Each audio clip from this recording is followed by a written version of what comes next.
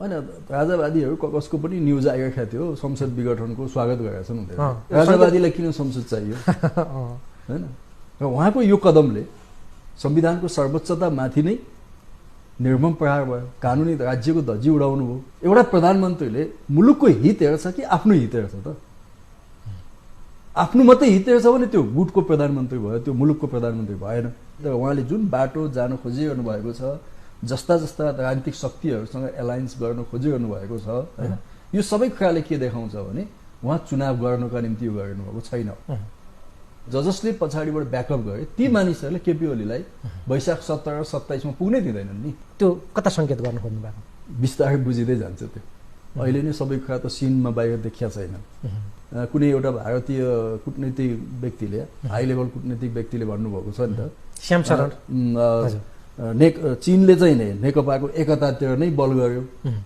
केपी ओली हाम्रो सहयोग माग्न आउनुभयो हामीले सहयोग दियौँ त्यही नक्सा सहितको शिक्षा मन्त्रालयले निकालेको पाठ्य रेफरेन्स बुक चाहिँ अहिले वितरण नगर्नुहोस् भन्नु उहाँले म आफै पनि अनुत्तरित छु तपाईँलाई कसरी उत्तर बताउँ उहाँका धेरै कमी कमजोरीका बावजुद पनि उहाँलाई मैले समर्थन गर्दै आएको हो सरकारको हिसाबले तर जब उहाँले मूल संविधानको मर्म र आजका हाम्रा राजनीतिक उपलब्धिमाथि नै गम्भीर प्रहार गर्नुभयो त्यहाँ त हाम्रो सँगै उभिने स्पेसै उहाँले समाप्त गर्नुभयो नि त त्यो बौद्धले जनवादको सिद्धान्तमाथिको पनि हमला हो किनभने यो प्रतिक्रान्ति हो उहाँले अनि सधैँ बहुमतमा हुनुपर्छ भन्ने मान्यता त ठिक होइन नि उहाँ कहिलेकाहीँ बहुमतमा हुनुहुन्थ्यो कहिलेकाहीँ अल्पमतमा हुनुहुन्थ्यो कृष्णप्रसाद भट्टराईलाई आफ्नै पार्टीका सांसदहरूले अविश्वास प्रस्ताव राखे उहाँले संसदमा गएर फेस गर्नुभयो र उहाँले भन्नुभयो कि पार्टीले मलाई विश्वास गरेन बहुमत साथीहरूले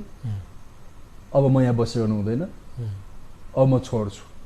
काङ्ग्रेसकै अर्को मान्छे प्रधानमन्त्री हुनुभयो किशुनजीको इतिहास के कालो इतिहास हो बहुमत गुमाउनु भयो भने उहाँले ठाउँ छोड्दै पनि त हुन्छ नि उहाँलाई बसिरहनु पर्छ भन्ने केही छ